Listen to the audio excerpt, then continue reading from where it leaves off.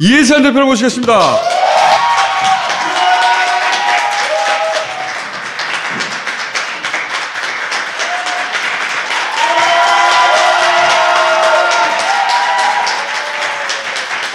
이번 선거가 평생 마지막 선거시잖아요.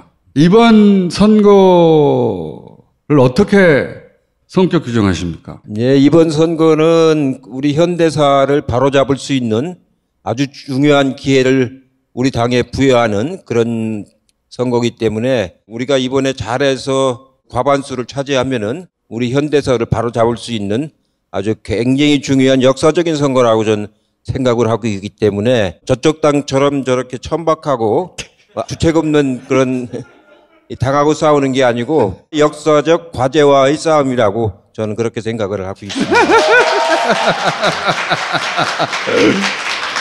비례, 이게 문제입니다. 민주당의 비례가 시민당에 타고 있다. 이 사실 자체를 모르는 사람들이 많습니다, 아직. 이른바 셀럽이라고 그러나요? 셀럽인지 아닌지는 모르겠지만 그 사람들을 모아서 이제 당을 이제 하겠다는 건데 그거는 연동형 비례제의 취지하고 전혀 어긋난 겁니다. 연동형 비례제를 우리가 도입한 거는 소수 정파로서 자기 목소리를 내고 싶은데 국회의원으로 당선되기가 어렵기 때문에 이런 목소리가 다양화돼야 그게 다원적인 정치 문화가 되는 거거든요. 그래야 성숙한 민주주의가 되는 거기 때문에 연동형 비례제를 도입했고 왜 그 이름도 안 알려져 있는 사람을 비례 공천을 주느냐면 원래 취지가 그겁니다. 이름에 알려져 있는 사람은 자기가 할 수 있지 않습니까?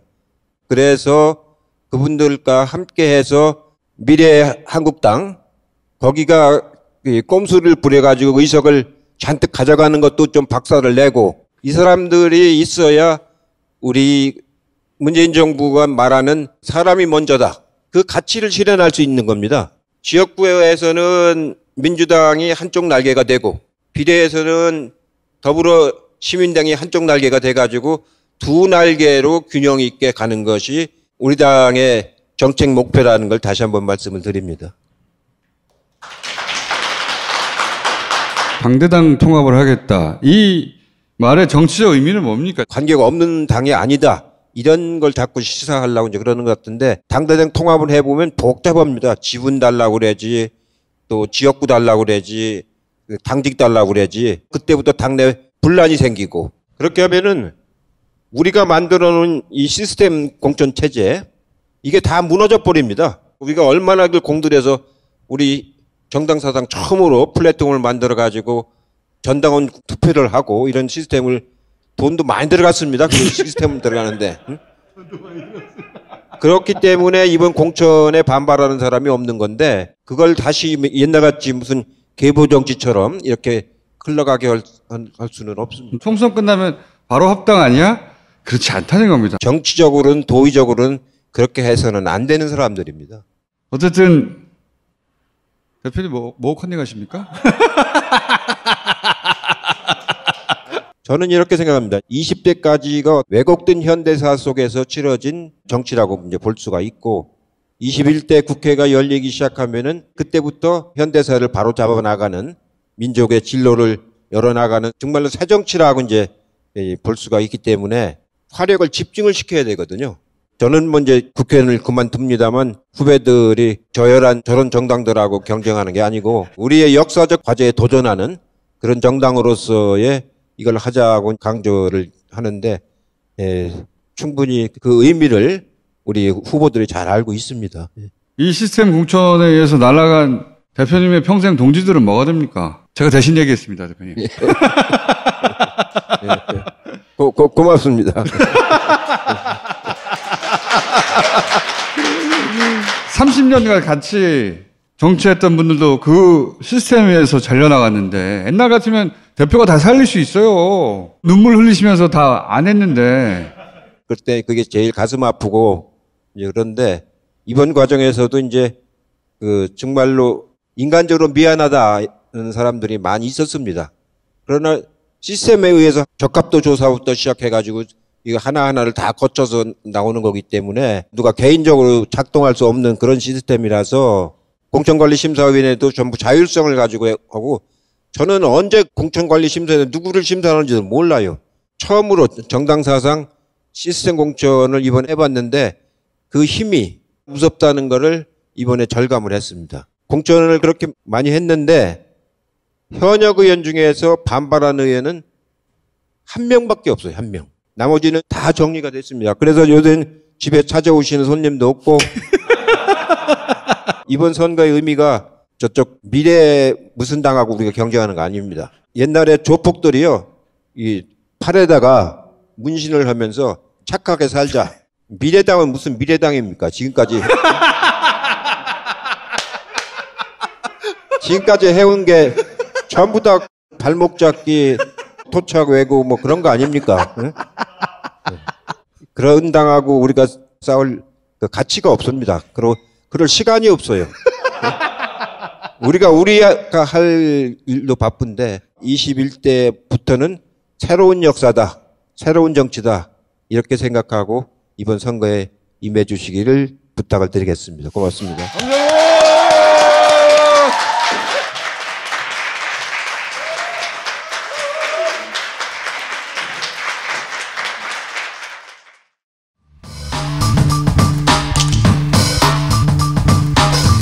나 힘들다. 나는 외롭다. 저는 솔직히 더불어시민당 공동대표 맡으라고 요청할 때 민주당 지지층들이 다 찍어준다고 해가지고 했는데 최근 여론조사 보게 되면 한 뭐 20%, 21% 이 정도뿐이 안 나오더라고요. 더불어시민당이요. 그래서 제가 진짜 너무 슬픕니다. 힘들어요. 한 달 넘게 좀 경험을 해보다 보니까요. 국회의원이라는 사람은 참 특별한 존재들이더라고요. 욕망의 원형질이라고 제가 표현합니다. 그게 아주 정확한 표현이신 것 같아요. 네. 제가 이번에 정치판 들어와서 그걸 정확하게 이해했는데 나라의 주인은 국민이잖아요.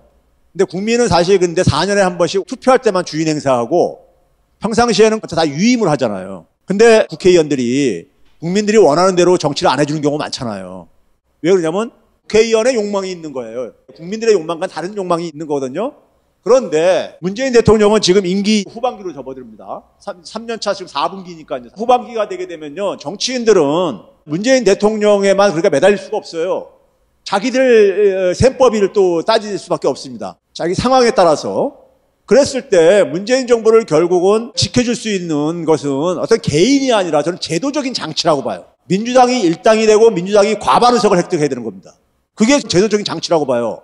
일당 뺏기면요, 너무 잘 아시잖아요. 어떤 사태가 벌어질지는요. 그런 점에서 더불어시민당은 민주당 일당 만들기 위해서 만들어진 정당이에요. 제가 자신 있게 얘기하는 게 민주당 분들이 바보입니까? 여기 후보들이 민주당하고 다른 길을 갈 사람들이라면은 더불어시민당에 참여했을 것 같아요. 그게 가능했겠냐고요. 화를 내시냐고요, 왜? 더불어시민당은 민주당의 비례 정당이에요. 더불어시민당의 정체성에 대해서 여전히 그러니까는 열린민주당의 분들이 청와대 비서관으로 있었다거나 그러다 보니까는 문재인 정부하고 더 가까우신 분이 아니냐 그러시는데요. 그분들도 셀럽이고 개혁성 저 인정합니다. 근데 셀럽 개혁성 저도 그 종류에 한몫 끼는 사람 아니에요? 제가 더불어시민당을 왜 만들었겠습니까? 민주당이 일당 되는데 가장 최선책이기 때문에 만든 거예요. 민주당이요, 일당 못 되게 되면요, 2027년까지 암흑의 시계가 전달될지 모릅니다. 진짜예요. 국회의원 4년이죠? 그 다음에 문재인 대통령 임기 2022년까지죠? 그때 정권 뺏겨보세요. 2027년까지 암흑의 시기가 전개되어져요. 지금 우리나라 국운이 굉장히 상승하고 있잖아요. 전 세계에서 이거 문재인 정부의 리더십을 굉장히 찬양을 하고 있는 이런 상황 속에서 우리가 제대로 된 사회를 만들어서 물려줘야 될 게 아니겠습니까? 그런 점에서 더불어시민당은 기본적으로 민주당을 일당 과반 의석을 만들어주기 위해서 만들어진 정당이라는 것을 여러분들이 잊지 마시고요. 주변에다가 민주당의 비례정당이 어느 정당이냐 이걸 여러분들이 열심히 좀 홍보를 해주시기 바랍니다. 네, 감사합니다.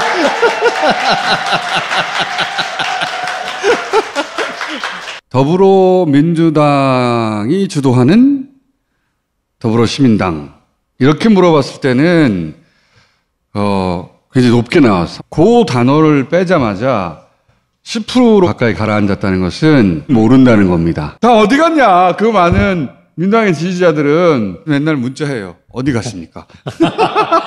왜 우리 둘만 이러고 있는 거예요? 나 이번에 제주도 갔어요. 그러면서 왜 우리가 여기 있죠? 네. 다 민주당 지지층이 선거운동 왜 들 줄 알았는데 두 분만 온 전국을 돌아다니고 있어. 이런 형태의 선거는 처음이다 보니까 지역구에 나오는 이제 민주당 후보들도 선거운동 할 수 없고요. 그러다 보니까 더욱 할 게 없어요. 할 게. 네, 알릴 게 없어요, 진짜. 저도 이제 요즘 우이종 TV를 후보 모시고 춤도 추고 뭐 별걸 다 하고 있는 상황이 됐어요, 제가.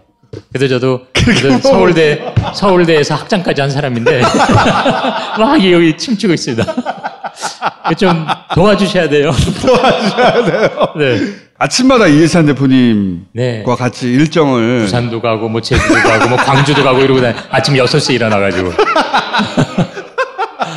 절지에 전국을 막 돌면서 중간중간에 문자로 다 어디 갔어? 나 어디 간 거야? 제가 요즘 늘 하는 게 1과 5인데 5도 우리 보통 이렇게 5번입니다 이래 안 해요. 오! 막 이래요. 왜냐면 우리 비례 후보들도 다 지금 막 이러고 있어요, 막. 이거 좀 키워야 됩니다. 두 교수님이 이런 거 하고 있잖아요. 아니, 땡기시라니까. 이렇게 아니라 이게 땡기라니까. 정말 훌륭한 민주당에서 뽑은 비례대표분들이 지금 떨어지는 거예요. 이런 상황에 대해서는 책임감을 느낍니다. 진짜 밤잠 못 자요, 저희. 어디 간 거예요, 도대체? 돌아와. 뭐해? 표 주세요. 표 5번입니다. 네. 감사합니다.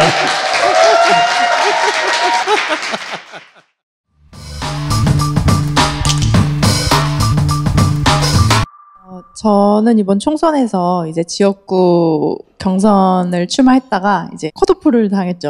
그래서 컷오프를 당해서 더불어시민당이 이제 탄생됐다는 얘기를 듣고 막내가 먼저 간다고 하면 다른 의원님들도 함께 갈 수 있겠구나라는 생각을 했어요. 제가 사실 컷오프 내고 당의 선거를 위해서 기여할 수 있는 일이 많이 없다고 또 생각을 하고 있었는데 내가 할 수 있는 일이 있구나 뭐 그런 생각을 해서. 자, 이정호 의원님은 이번에 경선 탈락하셨죠? 충격적이지 않으셨어요? 네, 충격 먹었죠. 근데 갑자기 내가 시민당으로 가겠다라고 기자회견 하셨잖아요. 왜 그러셨어요? 정신을 차려보니까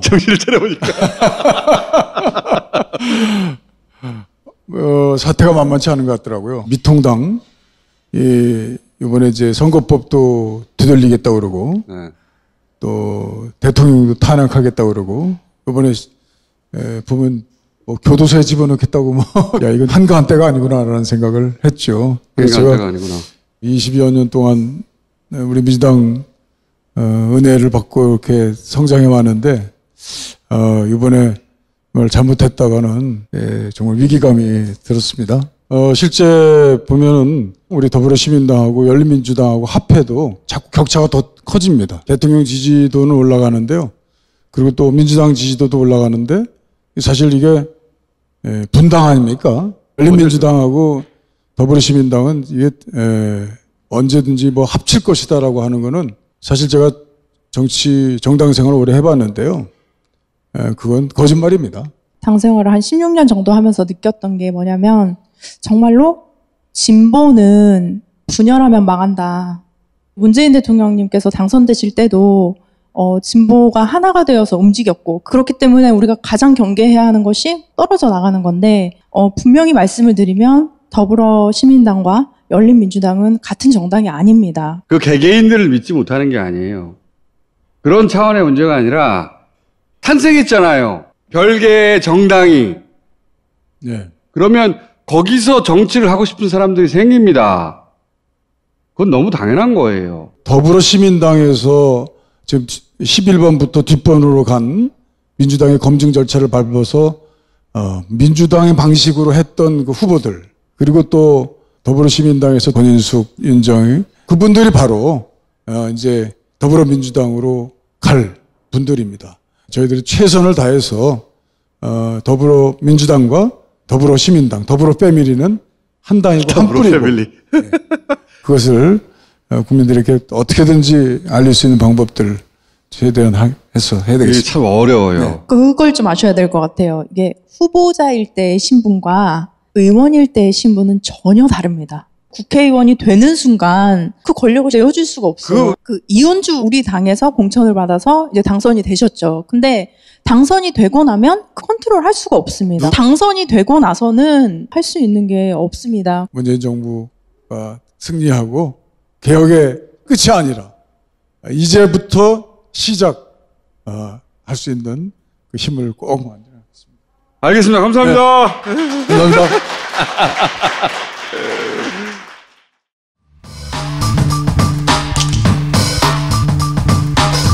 더불어시민당의 정예 후보들입니다. 한미 젊은 의학자 첫 번째 학술상. 현재는 명지병원의 코로나 TF 팀장입니다. 안녕하세요.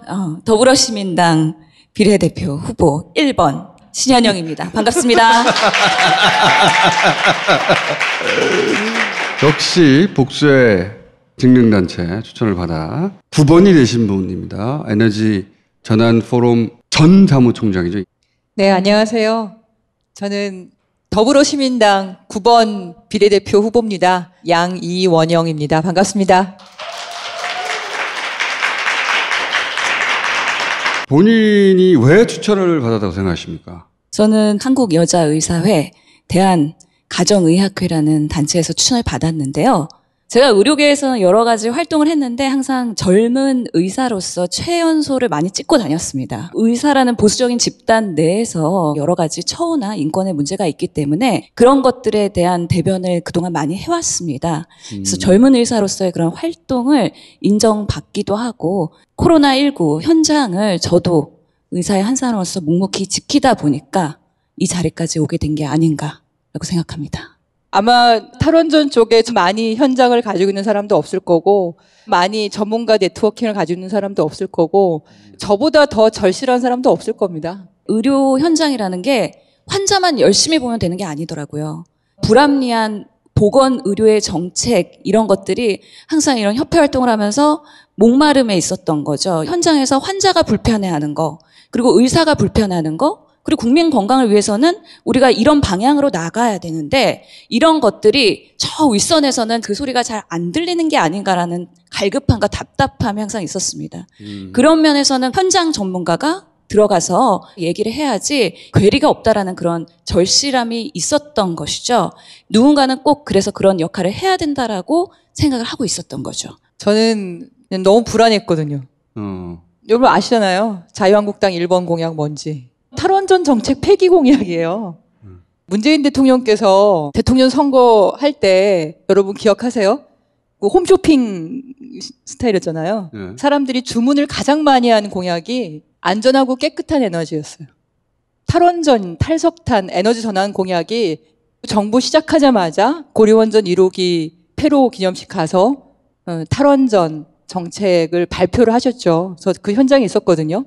정말 너무나 가슴 벅찬 순간이었는데 그 다음부터 야당과 보수 언론의 그 가짜 뉴스와 그 물어뜯기가 정말 너무나 끔찍했는데 저는 이 분야에서는 제일 센 사람으로 돼 있기 때문에 저 같은 사람은 정치권이 안 좋아할 거라고 저는 생각했어요. 아마도 윤미향 후보처럼 평생 활동가로 지내실 줄 알았는데 정치권에서는 너무 부담스러워하는 주장이라 이해했어요. 지금 코로나 최전선에 계신 분으로서 현 정부의 코로나 대책이 왜 전 세계적인 주목을 받는지. 예전에 정보 공개 안 하면서 막 문제되고 그랬었거든요. 근데 이번에는 확진된 동선에 대한 공개를 하면서 그분의 노출을 최소화하는 그런 전략을 갔었고, 그 다음에 세계적으로 예참 받고 있는 게 바로 신속 진단 키트, 그만큼 진단을 빠르게 하고 그리고 치료를 빠르게 한다라는, 더더욱이 한국인의 그런 기발한 창의적인 아이디어, 드라이브스루 같은 안심카, 그거 외에도 지금 다양한 방법의 검체 채취를 안전하게 할 수 있는 시스템과 노하우가 계속해서 지금 나오고 있습니다. 실제로 그러면서 우리 더불어시민당은 코로나19 대응하는 의료인을 1번으로 주지 않았습니까? 예. 그게 되게 상징적인 의미입니다. 지금 이 시점에서 국민의 생명과 건강에 코로나19 대응하는 게 매우 중요하다는 것을 각인하고 있는 거죠. 그런데 상대당은 어떤가요? 저희는 그래서 더불어시민당에서 이런 연락이 왔을 때 망설일 수가 없었던 에너지 거예요. 전환 정책은 전 정부에서 폭주하는 기관차로 저는 비유를 합니다. 원전과 석탄 발전소를 엄청나게 계획을 했고 그걸 엄청나게 지어댔어요. 그러니까 모든 해에 건설 중인 원전이 5개 이상이었고 계획도 항상 6개 이상이었고 그중에 계획 중인 원전을 멈췄죠. 그리고 가장 위험한 원전 중에 하나를 폐쇄하는 걸로 결정을 했고 그리고 재생에너지를 늘리겠다고 했고 그리고 최근에 환경부에서는 온실가스를 최대한 줄이는 방향으로 지금 방향을 잡고 있어요. 가습기 살균제에 관련해서 특별위원회 만들어서 지금 노력을 하고 있고 그래서 밝혀낸 게 몇 가지가 있지 않습니까? 그 당시에 왜 구조하지 않았는지에 대해서 계속 추적하고 있고 공약에서는 가장 많은 지지를 받았던 정책이긴 한데 지금 힘이 많이 떨어지고 있어서 제가 어떤 식으로든 이걸 한 단계 업그레이드 시키는 역할을 해보고 싶은 생각이 있습니다. 알겠습니다. 자, 코로나19가 장기화될 것 같습니다. 세계적 대유행으로 다시 이게 역유입할 가능성이 매우 높은 상황이죠. 그렇기 때문에 앞으로도 우리 국민 건강을 위해서는 코로나19가 제일 중요한 아젠다가 될 것으로 보이거든요. 장기 대응 의료 시스템 체계 꼭 필요하고요. 코로나19와 더불어 살아야 되는 그런 생활 방역 시스템도 마련을 해야 됩니다. 이런 것들이 정책적으로 꼭 구현이 되어야 되거든요. 어느 당이 할 수 있을까요? 더불어시민당입니다. 여러분 기억해 주십시오. 감사합니다. 우리 한국 사회가 나아갈 방향, 그 가치에 대해서 이렇게 다양하게 대표하는 정당이 있을까 싶습니다. 한국 사회의 중요한 가치를 반영하는 정당으로서 더불어시민당을 선택해 주시기를 바라는 마음이 있고요. 개인적으로 솔직하게 드리고 싶은 얘기는 저 때문에 민주당에서 그 각고의 노력으로 경선 과정이랑 이걸 다 거치시면서 그 번호를 받으신 분이 11번 뒤로 미뤄졌다는 거에 대해서 저는 굉장히 미안한 마음이 있어요. 그래서 제가 한 표라도 더 긁어 모아서 한 명이라도 더 당선되게 만들어야겠다. 그런 생각이 있습니다. 문재인 대통령을 지지하는 그 지지가 이쪽으로 와야만, 그래야만 원전당, 미래통합당을 대상으로 해서 에너지 전환 관련한 법 하나라도 좀 통과시킬 수 있지 않겠습니까? 정말 간절하게 제가 말씀을 드리고요. 제대로 일하는 국회 만들어 주십시오.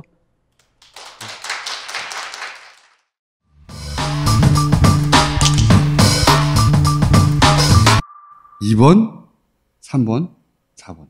세 분을 모시겠습니다. 네.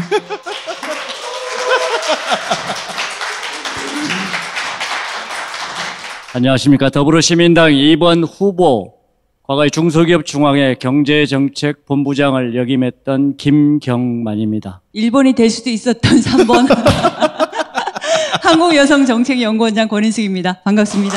네, 반갑습니다. 더불어시민당 후보로 나온 전 한국중소상인 자영업자 총연합회 부회장 이동주라고 합니다. 반갑습니다.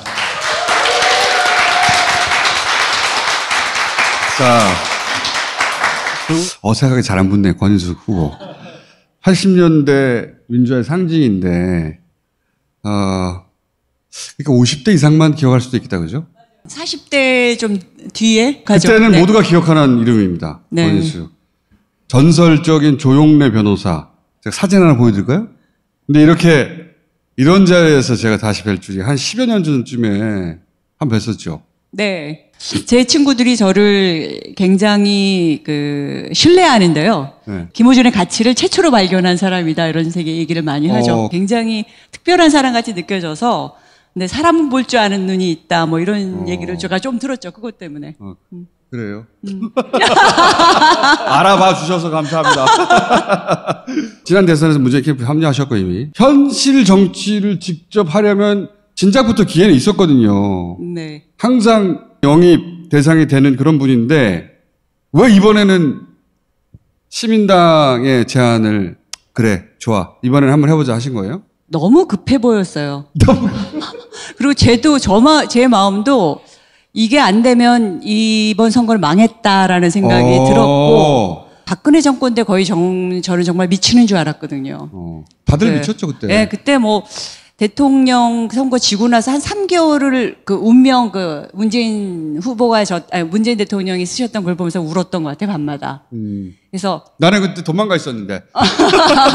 2017년도에 그때 문재인 대통령 선거에 같이 이제 공동선대위원장으로 도왔고요.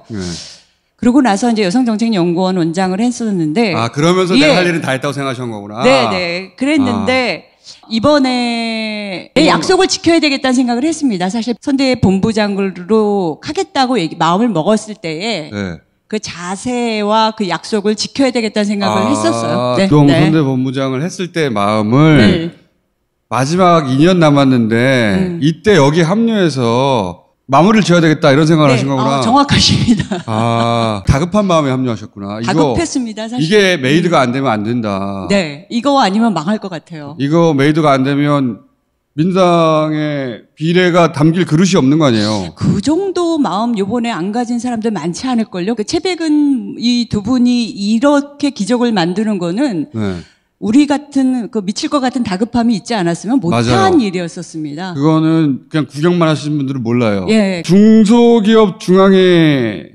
등등의 직능단체에서 추천한 분입니다. 김경만 후보. 예, 저도 처음 뵙습니다. 저는 중소기업 중앙회에서 중소기업 정책과 소상공인 정책 또 여러 가지 벤처기업 정책 등을 한 30여 년 실무적으로 담당했던 현장 전문가라고 할 수가 있습니다. 문재인 대통령 후보 시절에 저희 중소기업계를 방문하셔가지고 하신 말씀이 기억이 나요.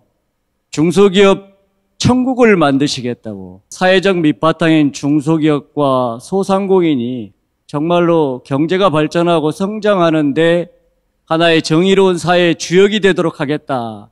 이런 말씀을 하셨어요. 그런 걸 다 기억하세요? 그럼요. 좀 머리가 조금은 됩니다.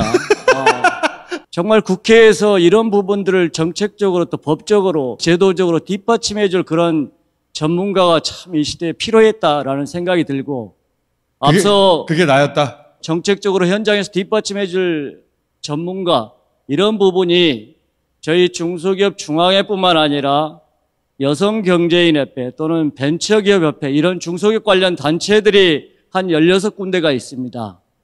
이런 단체에 두루 의견을 이렇게 조회했지 않는가 생각하고 저는 중소기업인이 360만이라고 이야기를 하고 있습니다. 거기에 딸린 식구 가족이 1,500만입니다. 저는 360만 중소기업과 1,500만의 지지를 받고 음으로 양으로 추천을 받아서 이 자리까지 왔지 않는가 생각을 합니다. 저는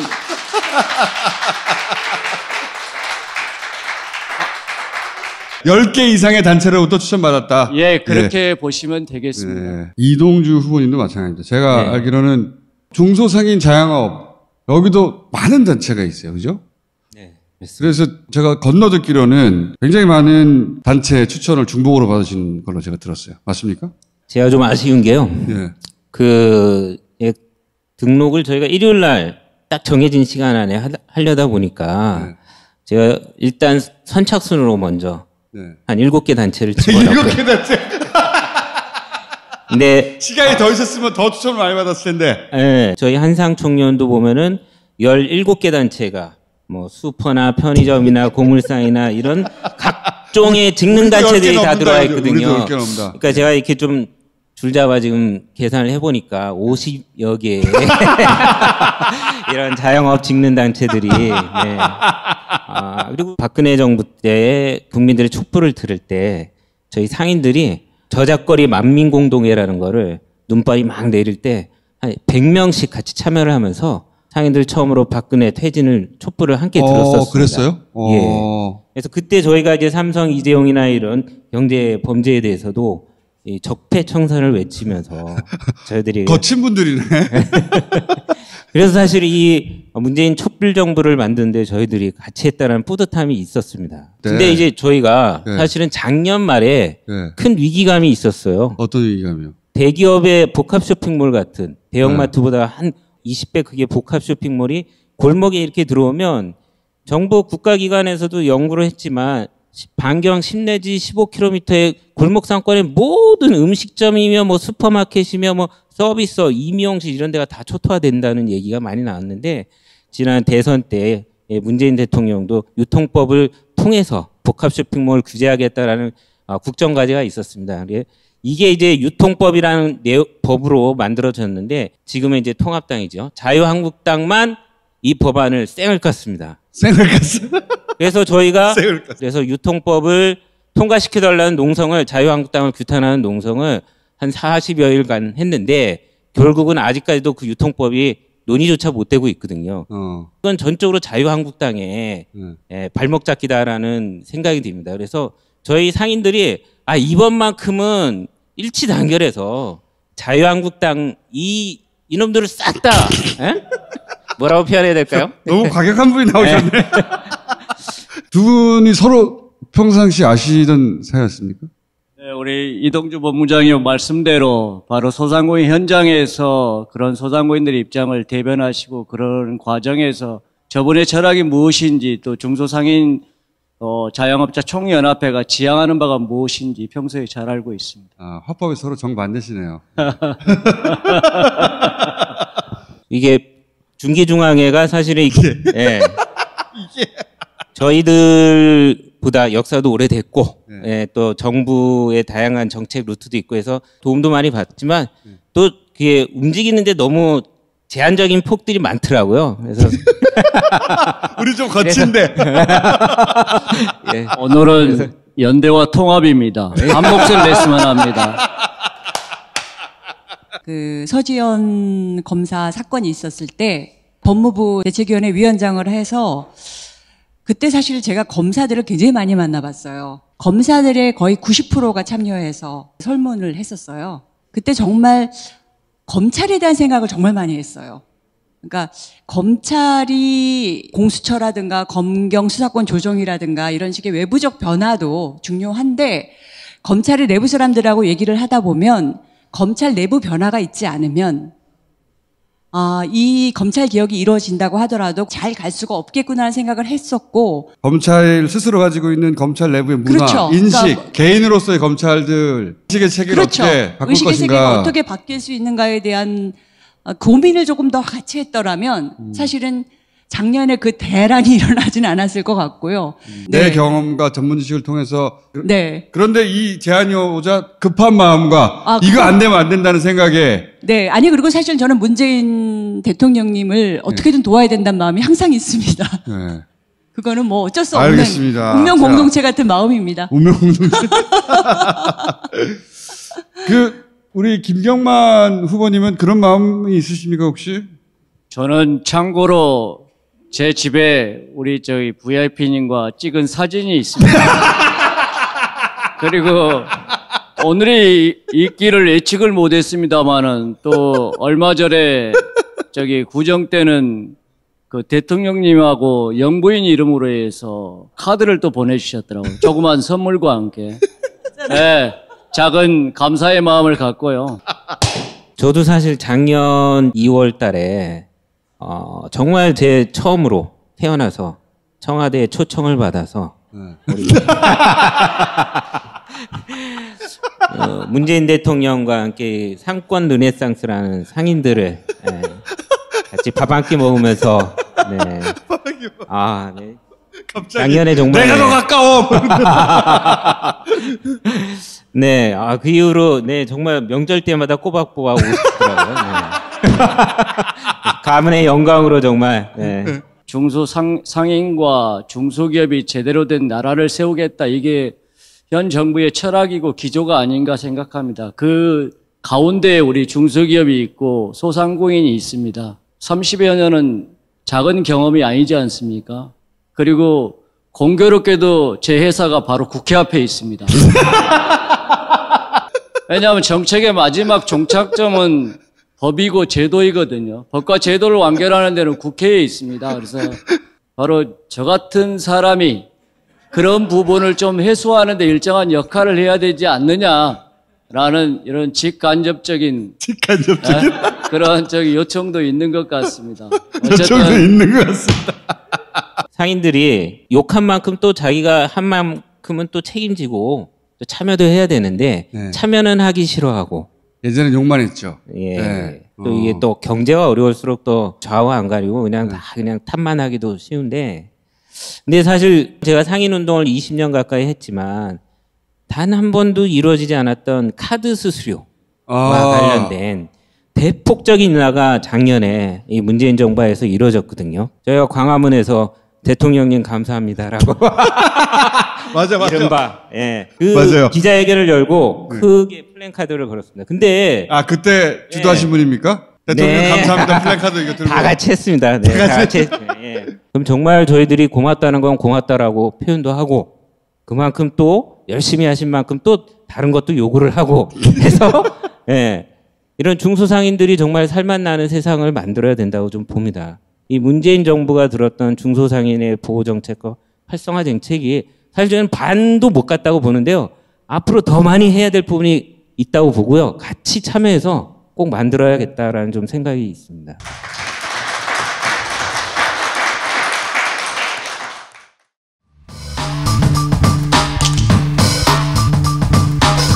더불어시민당의 비례대표 후보 8번 정필모입니다. KBS에서 기자생활 한 30여 년간 했고요. 마지막 직책은 부사장이었습니다. 2월 19일 날 퇴임했는데 뭐 이거 출마하려고 퇴임한 건 절대 아니고요. 갑자기 차출이 됐습니다.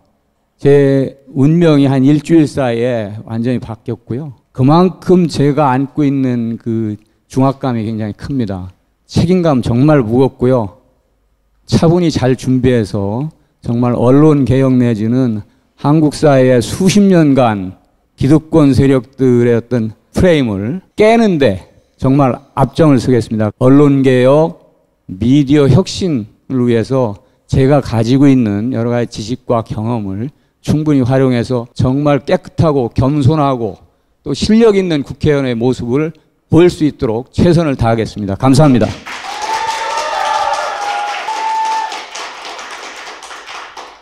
네, 더불어시민당의 비례대표 후보 7번 윤미향입니다. 시민활동가 윤미향, 이게 평생 저에게 이름표로 붙어 있어야 된다고 생각했고 그랬는데 일주일 갑자기 후다다닥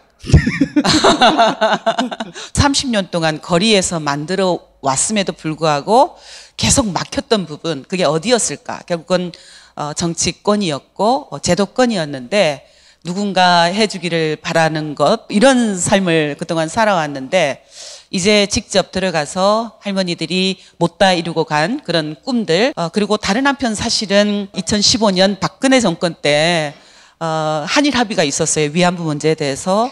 그것을 폭력처럼 저질렀던 정당이 마치 대한민국의 정통성을 가진 그런 당처럼 또다시 피해자들에게 상처를 주려고 하는 모습들을 보면서 안 되겠구나. 한번 직접 부딪혀서 싸워보자. 제 30년의 활동의 연장선이라고 생각하고 이 길에 지금 나섰습니다.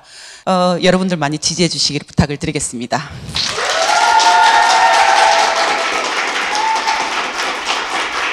10번 유정주라고 합니다. 애니메이션 제작 일을 오랫동안 해왔고요. 작년부터는 다큐멘터리 제작을 또 하고 있습니다. 그러다 보니까 이제 현장의 선배님들이 봤을 때 알다시피 애니메이션과 다큐멘터리는 문화예술계 쪽에서도 굉장히 좀 열악한 분야이거든요.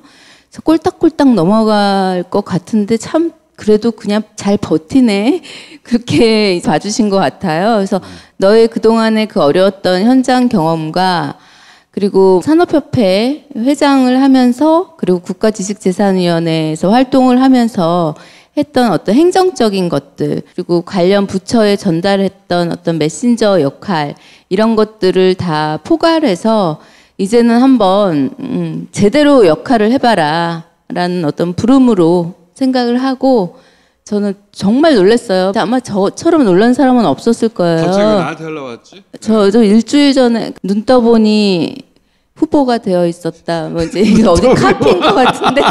저도 마찬가지. 네. 정말 그랬어요. 네. 며칠째 약간 이렇게 졸린 느낌을 멍한 갖고 느낌. 예, 멍한. 왜 나한테 이런 그렇죠. 기회가 왔지? 예. 그러면서 갑자기 정당에서 사람을 불러서 교육을 시키지 않나? 네, 그래서 그 역할을 다 해보고 싶고요. 그리고 제가 듣보잡이긴 하지만 여기서 유일하게 쓸 수 있다고 하더라고요. 이런 말을 이런 말. 촛불 전국에서 문재인 정부가 탄생하기를 진짜 간절히 원했던 한 명의 시민이었고 대선 캠프에서도 작게나마 일을 했었습니다. 네네. 잘 부탁드립니다. 아니, 더불어시민당 자체가 어렵게 마지막 순간에 탄생했잖아요. 시민 비례 영역이 생겼고 문화예술 분야도 있었고 당연히 언론개혁 분야도 있었고 정의기억연대 같은 경우에는 특별히 따로 영역을 정해서 찾았고 본인한테 그런 연락이 왔을 때 왜 하겠다고 하셨어요? 사실 제가 뭐 정치에 대해서 잘 안다고 말할 수는 없어요. 근데 저는 사실 문재인 대통령님을 아주 좋아합니다. 지지선언문을 대표로 읽었던 어떤 인연도 있었고요. 2012년부터? 예. 그리고 2017년도에는 대선 캠프에서 문화예술분과에서도 일을 맡아서 했었고 문재인 대통령 후보였죠. 그때는. 예, 만나서 간담회도 하고 토론도 했던 그런 경험들이 바탕이 있었습니다. 현장 전문가로서 그때 참여하셨고 이번에도 네. 그리고 문재인 대통령님과 제가 좀 인연이 있어요. 예, 아까 그 사담입니다. 꿈에서 5번을 뵀어요. 정말요. 저 현장 전문가로 5번을 만났어요. 아니고. 근데 정말 어려운 일인 거 아시죠? 왜요? 무슨 꿈이에요? 그게? 경복궁길을 돌담길을 같이 걸었습니다. 이거 그 뒤가 더 중요해요. 대통령님께서 제 옆으로 와서 저 대통령 됐어요. 많이 도와주세요. 라고 말씀을 하셨어요. 되기 전에? 네. 그때 문재인 후보가 대통령 될 줄 다 알았어요. 예지몽이라고 할 수 없어. 너무 이제 열렬하게 네, 사모하는 마음에 5번이나 꿈에 나오지 않았나. 5번이나. 예. 그 캠프에서 그만큼 열심히 했다. 네. 예. 더불어 시민당이 중요한 이유는 오랜 시간 동안 한 업계에서 그리고 한 산업에서 직접 현장 체험을 했던 사람들이 들어와서 노무현 대통령님께서 말씀하신 깨어있는 시민 그리고 문재인 대통령님께서 말씀하셨던 사람이 먼저다. 그 얘기는 결국 시민이 중요하다는 시민 안으로 들어가라라는 거거든요. 그래서 그거를 이해하고 충실히 나는 이행할 수 있다. 지금은 미력하지만 끝은 창대하리라라는 생각으로 네 며칠 동안 마음을 가다듬고 그렇게 지금은 그런 마음으로 임하고 있습니다. 내가 현장에 수십 년 전문가였으니 다른 사람은 나를 듣보잡이라고 하지만 내 영역에서 내가 전문가고 시민의 한 사람으로 시민당에 참여해서 내 전문성을 살려서 국회의원 역할을 잘할 수 있을 것 같다. 임미영 이사님하고는 뭐 저하고도 인연이 있을 뿐만 아니라 UN 가실 때 항공비를 예, 저희가 모아드리지 않았습니까? 네. 예. 항공료만 아니고요. 예. 항공료를 넘어서서 그 다음에 1년 동안 국제연대 활동비가 다 모금이 됐어요. 이 자리에서 정말 중요한 여기서 역사가. 다 모금해서 갔어요. 네. 여기서 다. 대단했습니다. 네. 그러고 보면 나 좋은 일 많이 했어. 야, 그때가 박근혜 정부 시절에 박근혜 정부 시절. 네, 맞아요. 어려울 때. 네. 아이 씨발. 생각하려고 그래. 30년간 수요 집회를 했기 때문에 왜 저분에게 어떤 정당도 후보 제안을 안 할까? 왜 제안을 받아들이셨어요? 사실은요, 더불어 시민당이기 때문에 제가 추천되었고, 그 후보를 선정하는 과정에서도, 선택되었다라고 생각이 들어요. 그거 맞아요. 네, 왜냐하면, 박근혜 정권 이후에 이 일본군 위안부 문제가 특히 제가 속해 있는 단체가 그리고 제가 일본이 굉장히 주목하는 사람이 되어버렸어요. 맞아요. 시민당 비례, 예의주장 일본 정부. 네. 그래서 일본에 갈 때 공항에서 억류당하기도 하고 또 제 일거수족이 완전 뭐랄까요 수집되기도 하고 그게 공격의 수단으로 아베 이용되기도 하고. 정부가 관리하는 분이야. 네. 문재인 정부가 박근혜 정부 때 했던 2015 한일합의에 대해서 할머니들을 청와대로 초청해서 할머니께 사과를 했어요. 대한민국의 대통령으로서. 저는 문재인 대통령이 한 거 아닌데. 네, 한 게 아닌데. 박근혜 대통령이 한 건데 네. 문재인 대통령이 대신 사과했잖아요 그때. 근데 그때 할머니들 표정을 제가 봤거든요. 그러니까 할머니들이 바라는 건 진정성. 이 정부 사람들은 우리 문제를 그렇게 가볍게 대하지 않는구나 하는 그런 것을 그때 이제 할머니들의 표정을 보면서 느꼈는데 그럼에도 불구하고 이 일본군 위안부 문제는 우리 국내에서 풀 수 있는 게 아니잖아요. 그러다 보니까 윤미향이라는 사람을 비례로 한다라는 것은 일본에 대한 굉장히 강한 메시지가 담겨 있잖아요. 엄청나게 강한 메시지. 네, 그게 정치적으로 부담이 될 수도 있을 것이다라는 생각을 제가 늘 알고 있었죠. 그랬는데 선배님들 추천을 하겠다. 갔으면 좋겠다. 이건 너를 위한 때다. 시민당이니까 가능한 거다. 네, 시민당이기 때문에 가능하고 아무리 진보적인 당이라 하더라도 윤미향을 비례로 이렇게 하긴 어렵다. 하는 이야기들을 이제 선배님들이 해주셔서 목요일 날 연락 받고 네. 금요일 날 결정하셨잖아요. 네. 하루 더 늦었으면 못 들어왔어요. 제가 정말 감사한 거는 이용수 할머니라고 대구에서 굉장히 씩씩한 활동가 있어요. 피해 당사자이면서 그분에게 이제 조심스럽게 이야기를 꺼냈어요. 할머니 제가 더불어 시민당 비례 후보로 추천이 됐고 했더니 처음에 뭐고 그거는 더불어 시민당도 있나 이러시는 거예요. 네 할머니 더불어 시민당이라고 더불어민주당과 함께 또 이번에 문정권의 정책을 제대로 지키기 위해서 또 민주주의를 완성하기 위해서 이렇게 많은 분들이 결단을 내려서 이렇게 더불어 시민당이라는 걸 만들었다. 설명을 딱 드렸더니 잘했다. 잘 들어갔다. 이젠 거기서 해야지. 그러셨고, 사실은 오늘 여기 오기 전에 이제 기로녹 할머니를 뵙고 왔어요. 기로녹 할머니는 평양이 고향이신데 13살에 끌려가시거든요. 그 할머니를 만나서 제가 설명을 찬찬히 드렸어요. 할머니 제가, 할머니가 응원을 해주면 제가 국회에 들어갈 수도 있을 것 같아요. 어떠세요? 했더니, 잘했다고. 국회 들어가서 꼭 해결해 달라고. 누구의 응원보다 누구의 지지보다 누구의 추천보다도 그 두 분과 제가 통화를 해서 지지받을 수 있었다라는 게 너무나 지금 힘이 납니다. 자. 사실 제가 여기 계신 분들보다 훨씬 늦게 연락을 받았습니다. 12시 한 10분경 됐어요. 무슨 요일이요? 일요일이요. 그러니까 3시에 마감이었습니다. 아, 이분은 진짜 그러니까 2시간 한 뭐 50분 정도 남겨놓고 전화를 받았어요. 그런 얘기는 제가 나중에 듣기로 언론 부분이 제일 치열했다고 듣긴 들었어요. 저는 사실 0%도 정치할 생각을 그 전까지 한 적이 없습니다. 0%는 없다는 거니까. 네.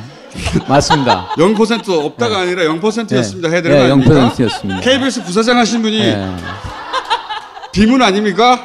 맞습니다. 인정합니다.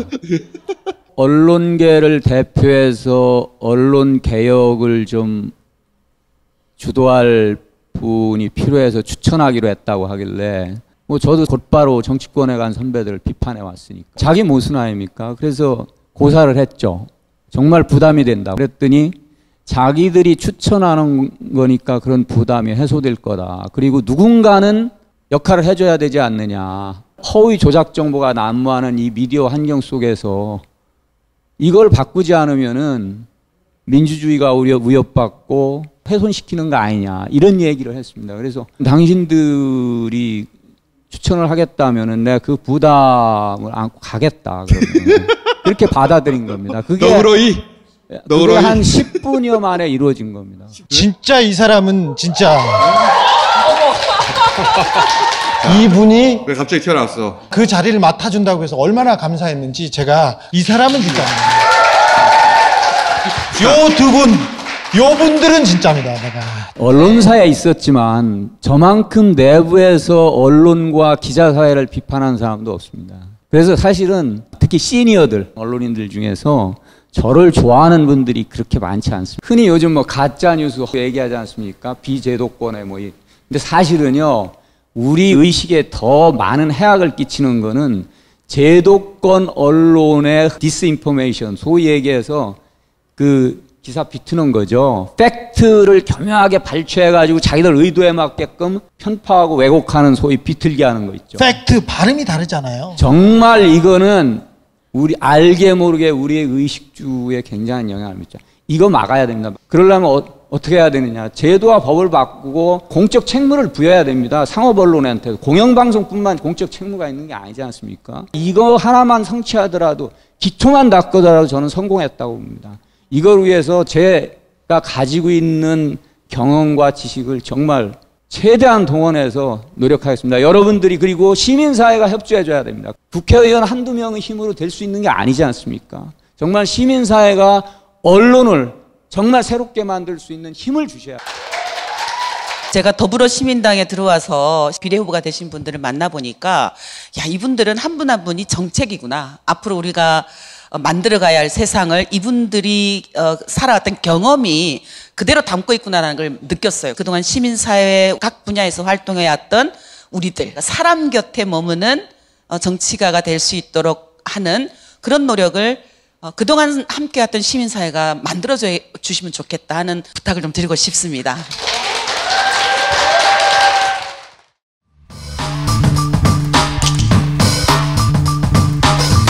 시민당에 합류하신 민주당의 비례 3분을 모시겠습니다.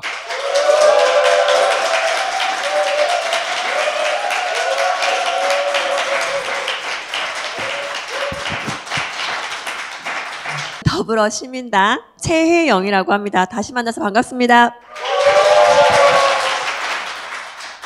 예비역 육군대장 김병주입니다. 더불어민주당 영입 이제 2호였는데 지금은 더불어시민당 비례대표 후보입니다. 감사합니다.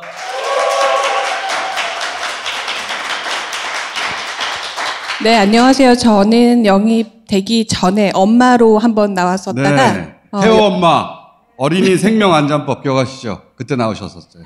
그리고서 비례 11번에서 21번으로 밀려난 네, 이소연입니다. 자,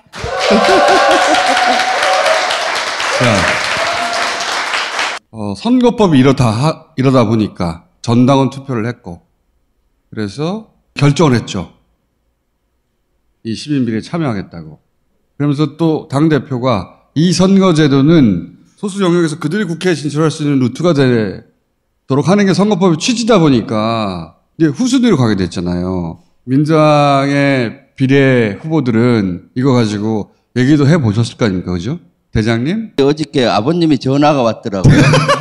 야, 동네 분들, 친구분들한테 전화를 받았다는데 네. 너가 12번이라는데 무슨 일이 생겼는가?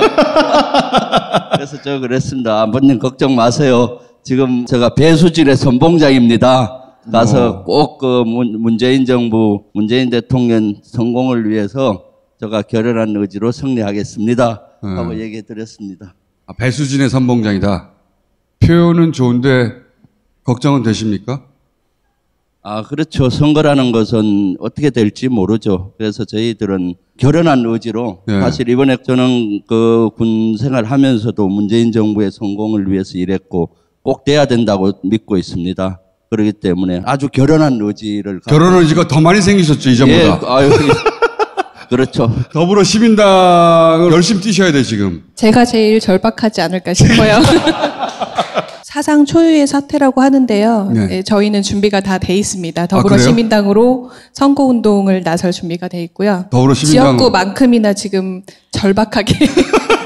완전 마음 자세가 달라졌어요. 그럼요. 네. 몰빵. 자연스럽게 그렇게 되더라고요. 저도 친구가 전화가 왔어요. 네. 어떻게 된 거냐. 저도 모르게 그냥 더불어 시민당 찍으면 돼 이렇게 얘기를 했어요. 네, 저도 모르게 이렇게 나오는 거죠. 네. 긴장감이 달라진 거죠.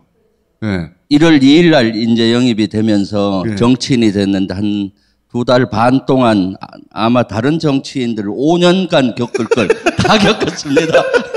문재인 대통령의 성공을 누구보다도 원합니다. 그 분수령이 이번 총선입니다. 더불어민주당의 성공이 결국은 문재인 정부의 성공이고 이 비례연합정당의 성공이 결국은 문재인 정부의 성공을 의미하는 겁니다. 전쟁의 원칙에서 제일 중요한 것이 집중의 원칙입니다. 전략투표니 뭐 이렇게 하는데 전략투표하면은 성공을 가늠하기가 어렵습니다. 이거는 2500년 동안 이어진 손자병법으로 나오는 것이고 실제 전쟁사에서도 나오는 겁니다. 여러분 집중입니다.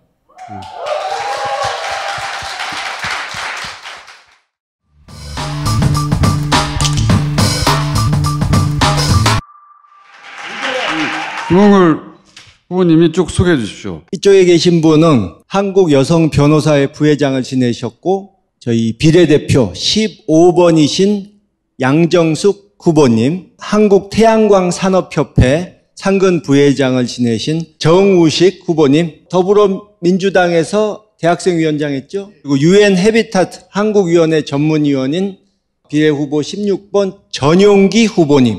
잘 뵙겠습니다. 김홍걸 후보님은 14번이죠? 예. 네. 29% 시민당이 득표해야 당선되실 수 있습니다. 양정수 후보님은 30% 득표해야 대략 한 2% 정도씩. 아주 쉽게 생각하면 40%면 수명이 되는 거예요.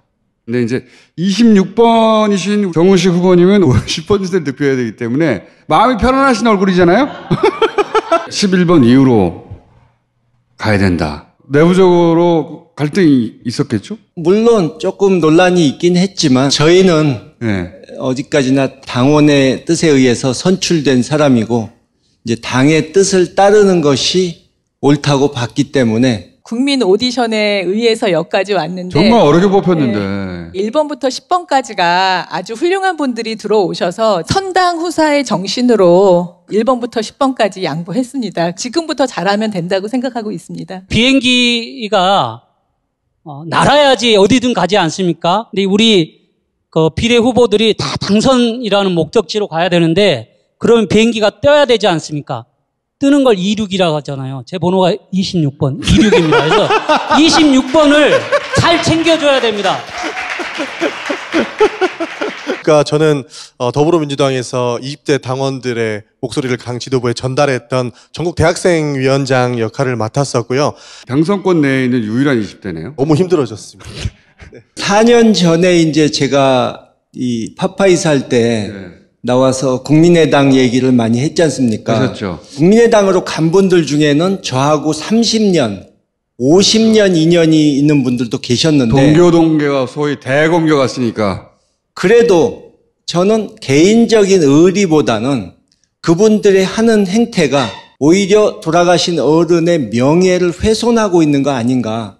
사실 문재인 대통령과는 그 당시 개인적인 친분이라고는 전혀 없었는데도 제가 문재인 대통령과 함께 광주 시내를 돌았죠. 그때 온갖 비난과 원망을 그쪽에서 들었는데 저는 꿋꿋이 그걸 했습니다. 그런데 그때는 정말 우리끼리 싸워야 하는 이런 선거가 다시는 없을 거라고 생각했는데 4년 후에 또 비슷한 일이 생기고 있습니다. 열린민주당 그쪽으로 간 분들 중에 제가 친했던 분도 있고 마음에 빚이 있는 분도 있고 공천에 탈락했을 때 안타까워했던 분들도 있는데 그러나 그분들이 당원으로서 당의 결정에 승복을 하고 그걸 받아들여야 되는데도 그러니까 지금 그쪽에 간 분들 중에 6, 7분이 공천 불만이 있어서 나간 분들이거든요.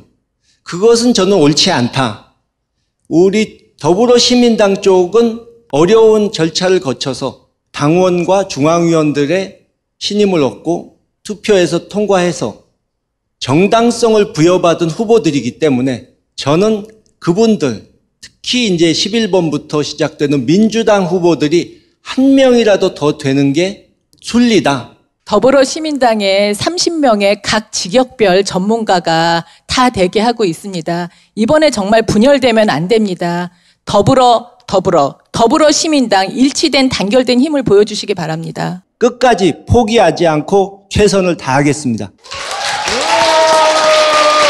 감사합니다.